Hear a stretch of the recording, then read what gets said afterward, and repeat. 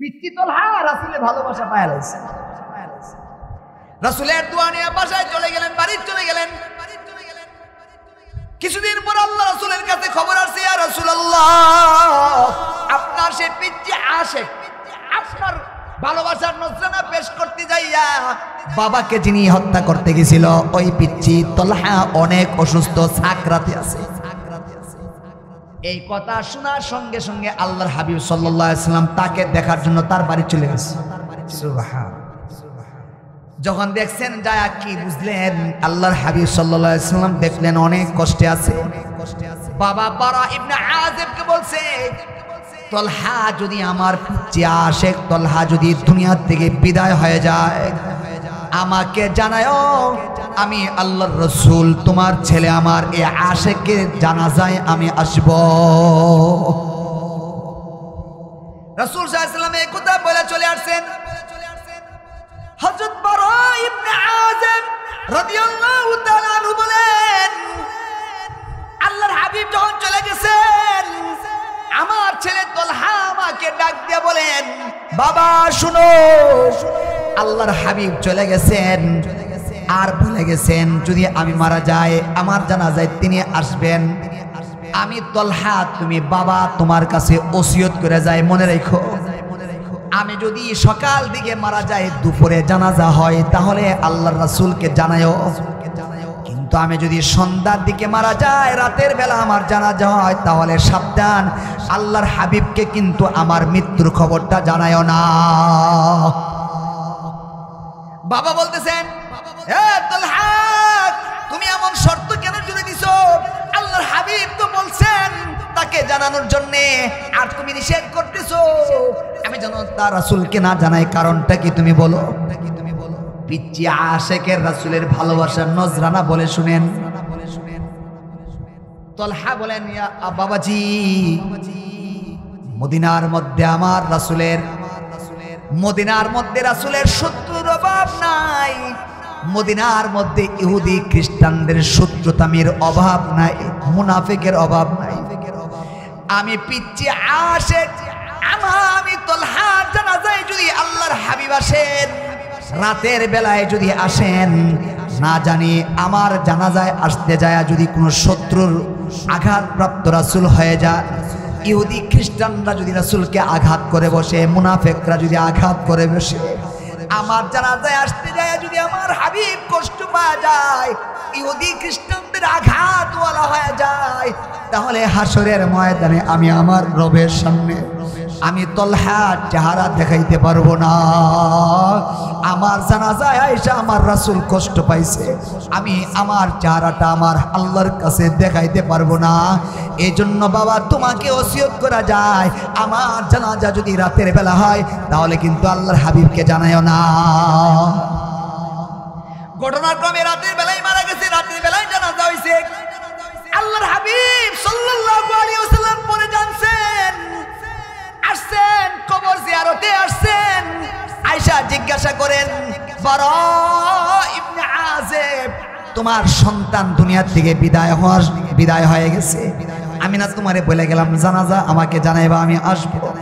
তখন বাবা চোখের পানি, বুখারীর অনেক সাহাবায়ে আজমাইনদের থেকে যাদের রিওয়ায়াত বুখারীতে আসছে এর মধ্যে উল্লেখযোগ্য সাহাবী বারা ইবনে আযিব, তিনি বলেন, ইয়া রাসূলুল্লাহ আমি তো চাইছিলাম আপনাকে জানাবো, আপনি বলে গেছেন, কিন্তু আপনারে পিচ্চি আশিক তলহা বলছেন রাতের বেলা যদি জানাজা হয় যাতে করে আপনাকে না জানায়, কেননা আপনি জানাজায় আসতে গিয়ে যদি কোনো শত্রুর মোকাবেলায় আপনি পড়ে যান, শত্রুর আঘাতপ্রাপ্ত আপনি হয়ে যান, সে নাকি তলহা বিন বারা সে নাকি হাসরের ময়দানে আল্লাহর সামনে দাঁড়াতে লজ্জাবোধ করবে।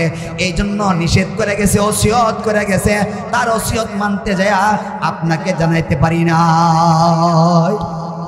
কেমন ছিল বাচ্চাদের মধ্যে রাসূলের প্রেমের নজরানা আর জজবা? কেমন ছিল ছোট ছোট বাচ্চাদের মধ্যে রাসূলের ভালোবাসা? বুড়া হয়ে গেছি এখন রাসূলের ভালোবাসা জন্মাইতে পারলাম না, বুড়া হয়ে গেছি, রাসূল নিয়ে কটূক্তি করা হয়, নিজের মধ্যে কোনো ব্যথা অনুভব হয় না। ঠিক কিনা বলেন? ঠিক কিনা বলেন? রাসূলকে নিয়ে গালি দিছে, কি হইছে? কেমন যেন ফুতে কয় বাবার এনে কইছে আমারে কি কইছে, তারপর দিছে বাফারে দিছে, তা আমার কি?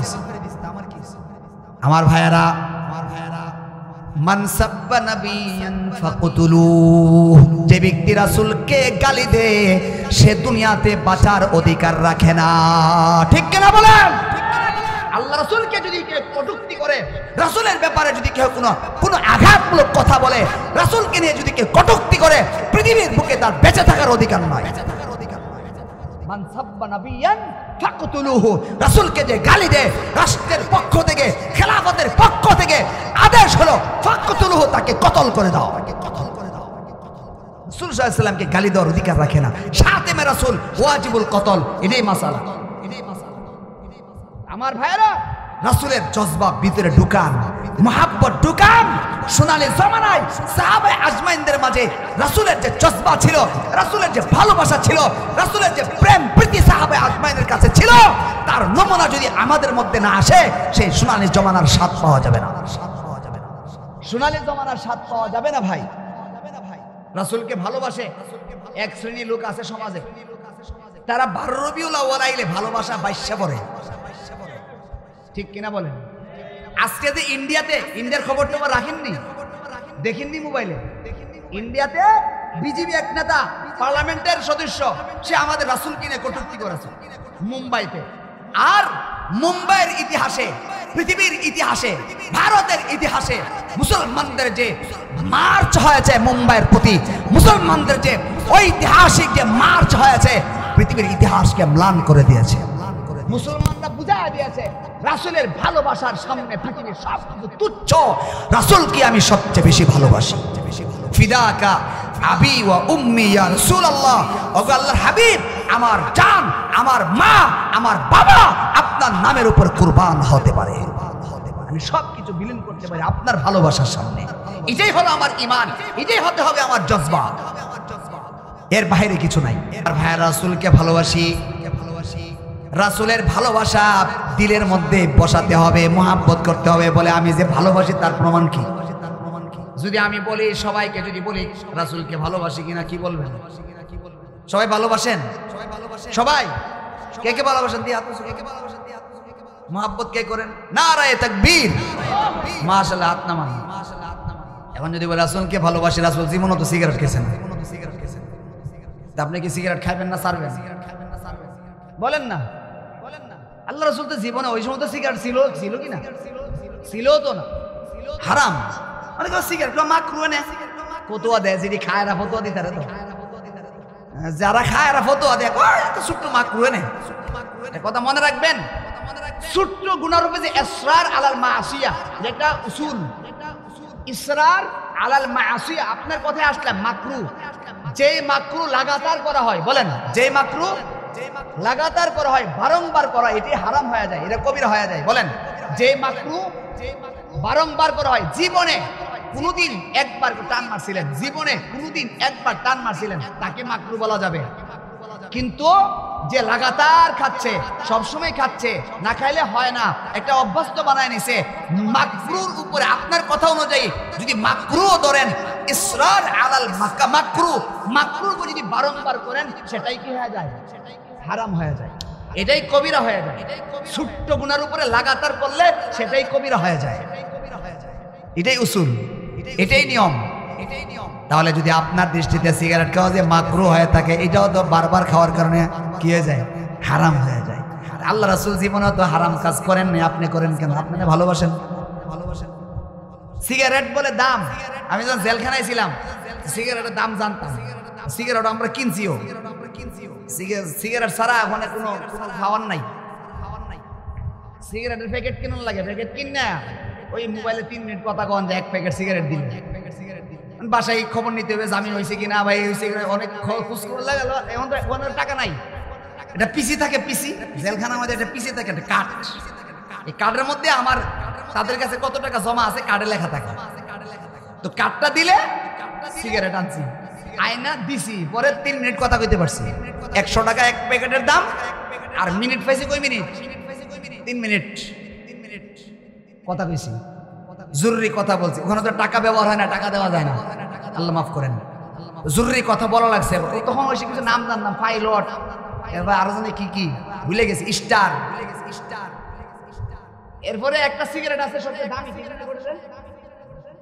বেনসন। বেনসন বেনসন দাম কত? 14 টাকা না 15 টাকা জানে? হ্যাঁ 18 টাকা হয়ে গেছে। 18 টাকা সিগারেট প্রতিদিন কয় টাকা বলেন না? এক প্যাকেট খায়লা। আর মসজিদে নামাজ পড়তে গেছে যদি যারি সামনে যে দান বাক্স যা 10 টাকা দেন, ঠিক কিনা বলেন? তুমি 18 টাকা একটা সিগারেট পুরো খাইতে পারো, প্রতিদিন 8টা 10টা খেয়ে লাও। আর তোমার সামনে দিয়া মসজিদের দান বাক্স যাচ্ছে মানে কি? এই মসজিদে কিন্তু দান করো বলতেছে। দান বাক্স বলে না আমি তোমার সামনে আসছি দাও টাকা দাও, হেফাজতে হদে না। মসজিদের বেলায় তোমার টাকা এত এত কি বলে কিপটামি কেন? আর সিগারেটের বেলায় তুমি এত প্রশস্ত কেন? হারাম। যদি রাসূলকে ভালোবেসে থাকি আজকে থেকে তওবা করা উচিত, ঠিক কিনা বলেন? আমি রাসূলকে ভালোবাসি।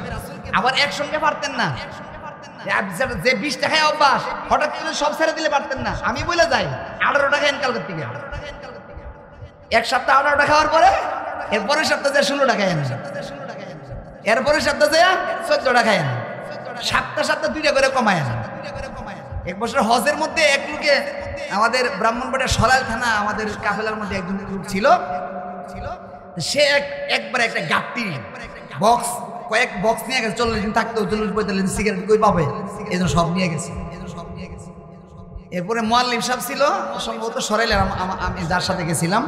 মুয়াল্লিম সাহেব বলছে হুজুর কালকা থেকে তো হজের কাজ শুরু হবে, আপনি কিছু নসিহত করেন। তো সবাই ছাদে নিচে কিছু কথা বললাম, আমি কি কথা আসছে পরে এই লোক কি করছে মজ মারতে উঠে যায়, তার যত সিগারেট সব ভেঙে গেছে। আর খাইতাম না, আজকে তো এখন বন্ধ। পরে আমার কাছে একজনে বলছে হুজুর ওয়াজ হতে খুব আসর হয়েছে। কি হলো? উমুকে যা সিগারেট ছিল অনেক সিগারেট ছিল সব ভেঙে ফেলাই দিছে। আমি গেলাম বলে কাকা ঘটনা কি এরকম নাকি? কোন মনে হয় সব ফেলাই দিছে, আর খাইতাম না। না কাজটা মনে হয় বেশি ভালো করছেন না। মিনাতে গেলাম আমরা, মিনাতে যাই এই লোকটা খুঁজতে পাই না। মুয়াল্লিম সাহেব মাথা গরম হয়ে আছে, এই লোক গেল কই? খুঁজতে খুঁজতে সকালে নাই হয়েছে, দুপুর হয়ে গেছে, এখন খুঁজে পাওয়া যাচ্ছে না। মিনাতে হারাইলে তো লোক খুঁজে পাওয়া যায় না। পরে আমরা নিয়ে বাইর করে নিয়ে আসছে, দেখান তো কোথাও আছে টাছে কিনা। আমিও মুয়াল্লিমের সাথে বাইরিলাম, বাইরে যাইতে দেখছি সৌদি আরবের এক মুয়াল্লিম আছে। বাংলাদেশের মুয়াল্লিম থেকে সৌদি আরবের মুয়াল্লিম থাকে। সৌদি আরবের মুয়াল্লিম মিনাতে মুজদালিফাতে আরাফাতে তাদের একটা অফিস থাকে। ওই অফিসে ভিতরে গেছি, গিয়া দিয়ে সে ওখানে বয়ে গেছে। পরে আমি গেলাম কাকা এখানে বসে, তুমি এখন একটু দূরে যাও। আমি কি হয়েছে? গতকাল থেকে এই পর্যন্ত আমার বাথরুম হয় না, সিগারেট না খেলে আমার কাজ হবে না। আস্তাগফিরুল্লাহ। ভাই হারাম যেটা হারামই মনে করেন, হারামটাকে হারাম মনে করেন, এরপরে আস্তে আস্তে আস্তে আস্তে সেটা থেকে বের হয়ে আসেন। ধূমপান স্বাস্থ্যের জন্য ক্ষতিকর, এটা তো গায়েও লেখা আছে। যদি আপনি মাসালার দিকে যান, আপনার শরীরটা এটা কি আপনার না আল্লাহর দেওয়া? বিষ খাওয়া কি জায়েজ না হারাম? বলেন না। বিষ খায় আত্মহত্যা করা এটা কি জায়েজ না হারাম?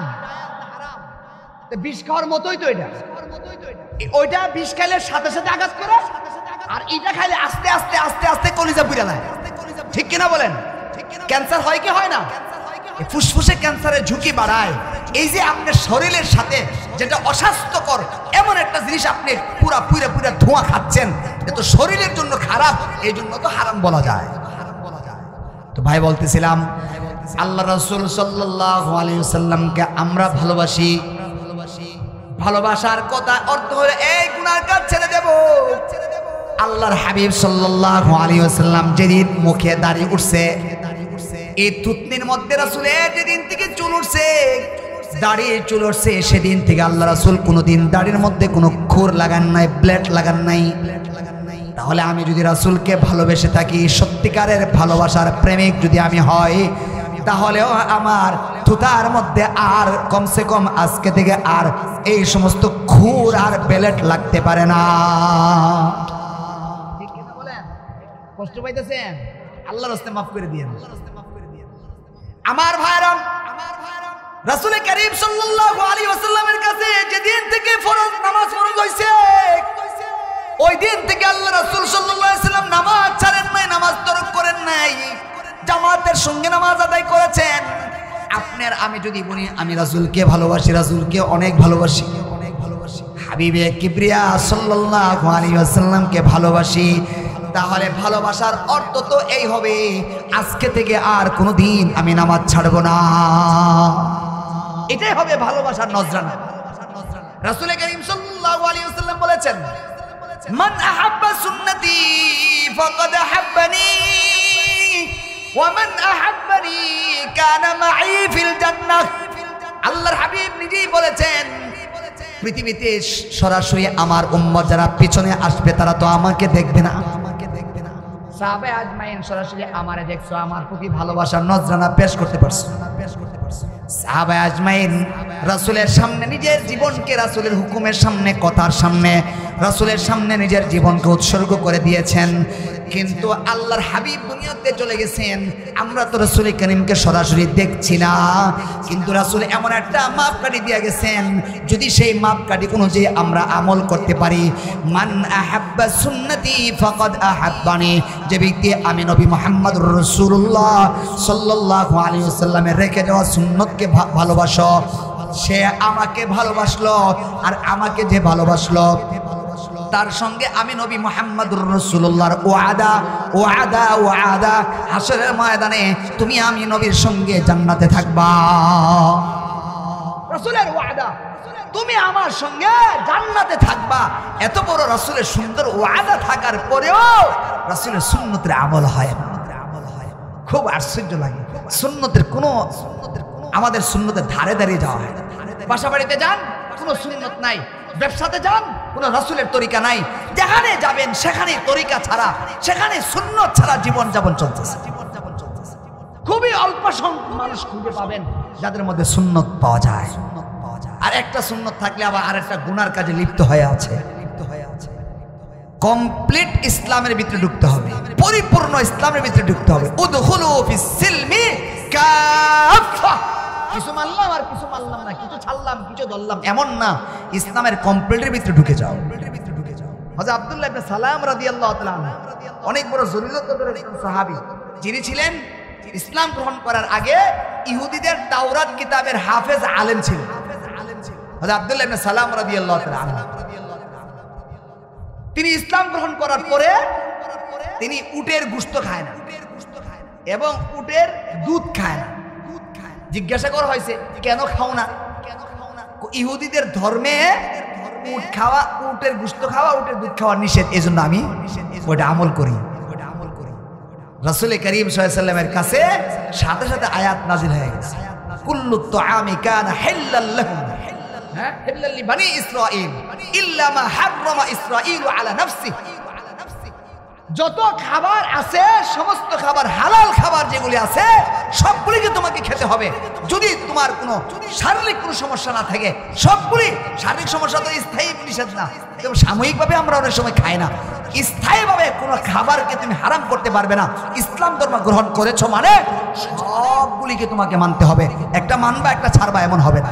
ইসলাম ধর্মে উটের গোশত খাওয়া জায়েজ, তাওরাত কিতাবে কি আছে না আছে সেটা দেখার সুযোগ নাই।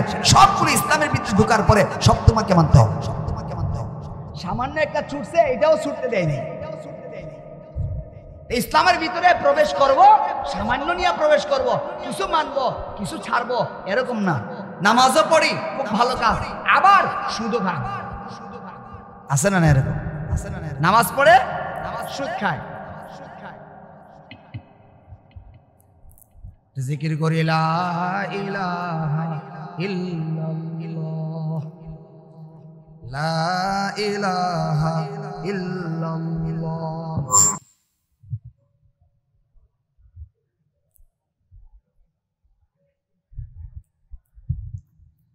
লা ইলাহা ইল্লাল্লাহ, লা ইলাহা ইল্লাল্লাহ, লা ইলাহা ইল্লাল্লাহ মুহাম্মাদুর রাসূলুল্লাহ সাল্লাল্লাহু আলাইহি ওয়াসাল্লাম। কমপ্লিট ইসলামের ভিতরে ঢুকতে হবে। আমি নামাজ পড়লাম আর সুদ খেলাম, ঘুষ খাইলাম। আচ্ছা বলেন তো দেখি, নামাজ যে পড়ে, নামাজও পড়তেছে আবার সুদের সাথে সংশ্লিষ্ট, এই লোকটাকে কি বলবেন আপনি? ভাই নামাজ পড়তে থাকেন, আল্লাহ আপনার জন্য দোয়া করি, নামাজ পড়তে পড়তে পড়তে পড়তে নামাজের মাধ্যমে আল্লাহ তাআলা আপনাকে সুদ থেকে বাঁচায়া দেন। সুদ এত বড় কঠিন একটা হারাম জিনিস, রাসূলের ভালোবাসা দিলের মধ্যে বসায় রাখছেন।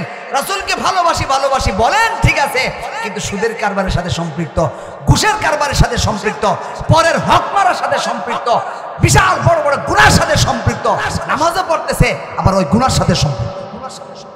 যতক্ষণ পর্যন্ত মানহাগুলি না ছাড়া হবে, যতক্ষণ পর্যন্ত গুনার কাছ থেকে বিরত না থাকা হবে, জান্নাতে যাওয়ার আশা তো করা যায়। আমরা ছোটবেলায় একটা কিতাব পড়তাম, সম্ভবত পান্তে নাম, সেখানে লেখা আছে, একটা কবিতা আছে, ওতে নেকি নাদারি বদমকুন, ওতে নেকি নাদারি বদমকুন, বর ওজুদে খুদ সতম বেহদ মকুন।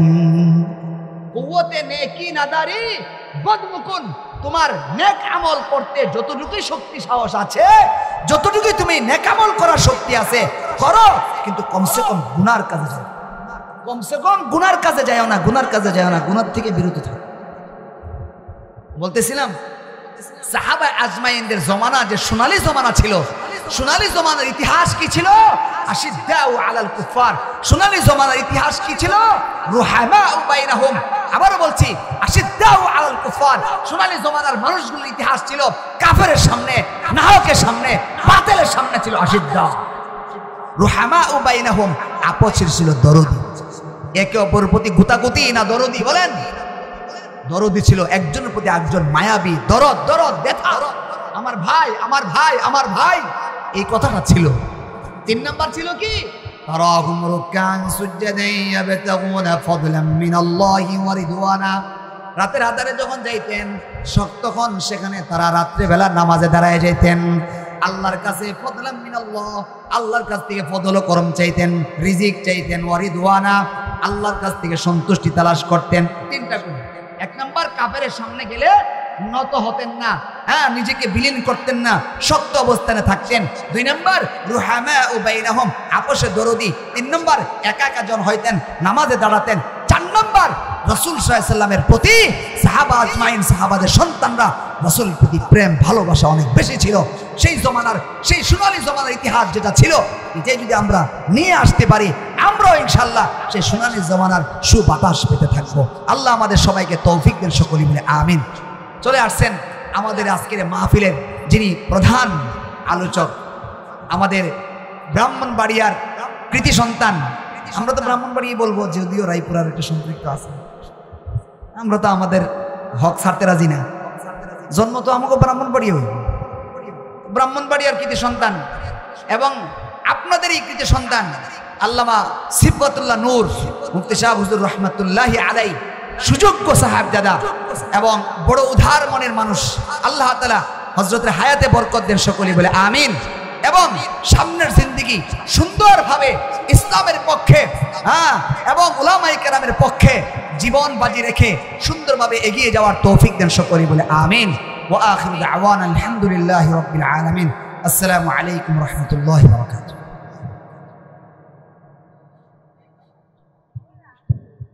আলহামদুলিল্লাহ, এতক্ষণ যাবত আমরা আলোচনা শুনতেছিলাম কারা নির্যাতিত মুসলিম আলেমীদ্বীন হকের একতন্ত্র প্রহরী আলহাজ হযরত মাওলানা মুফতি উবাইদুল্লাহ মাদানী সাহেব হাফিজাহুল্লাহ।